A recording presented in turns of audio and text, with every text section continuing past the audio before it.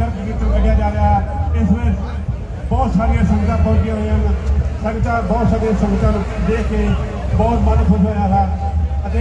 वाहेगुरू फिर अरदास करते हैं कि गुरु का नगर कीर्तन में पहुंचिया संगतां गुरु पातशाह चढ़ती कला बख्शे उन्होंने होर बल बख्शे जो अगों नगर कीर्तन में शामिल हो चढ़ती कला में रहन।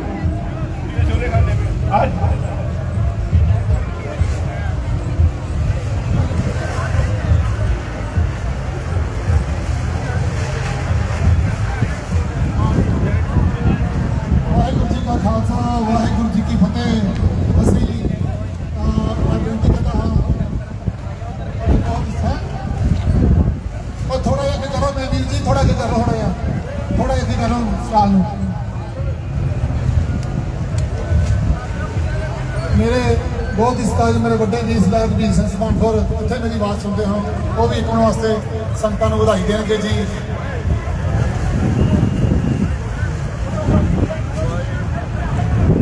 ਅਸੀਂ ਸੰਗਤਾਂ ਦਾ ਬਹੁਤ ਬਹੁਤ ਧੰਨਵਾਦ ਕਰਦੇ ਹਾਂ ਜਿਨ੍ਹਾਂ ਨੇ ਇੱਥੇ ਪਹੁੰਚ ਕੇ ਰੌਣਕਾਂ ਨੂੰ ਵਧਾਇਆ।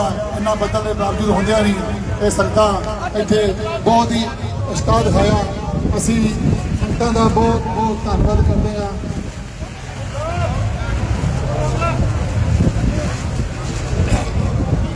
वाहिगुरू जी का खालसा वाहिगुरू जी की फतेह।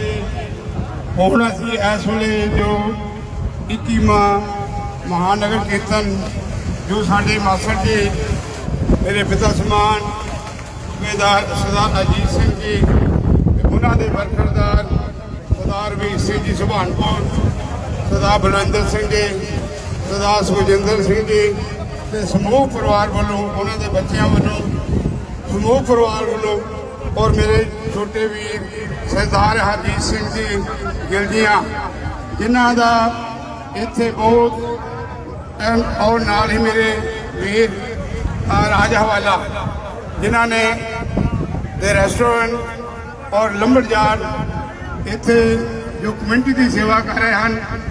अज उन्होंने इत्थे महानगर कीर्तन पहुँचने के सारिया संगतां दा जिया किया है ते नाल ही अपने वालों उन्होंने तन के मन के नाल जो गुरु के लंगर लाए हैं संगतां नूं छका रहे हैं। संगतां वालों समूह संगतां वालों इन्हों अज के दिन से लख लख बधाई पेश करते हैं।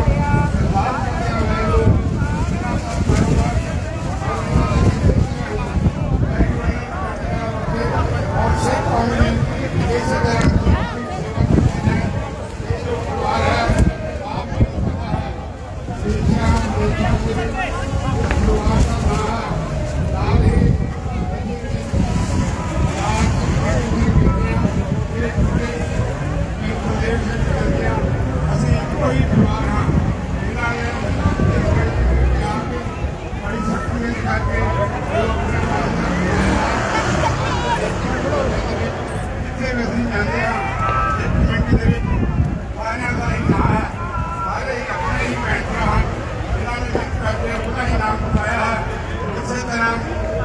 आज इन परिवार को बड़ी बड़ी जो सेवा की जा रही है ये भी सानू सारे लाभ है। ये कोई सेवा करता है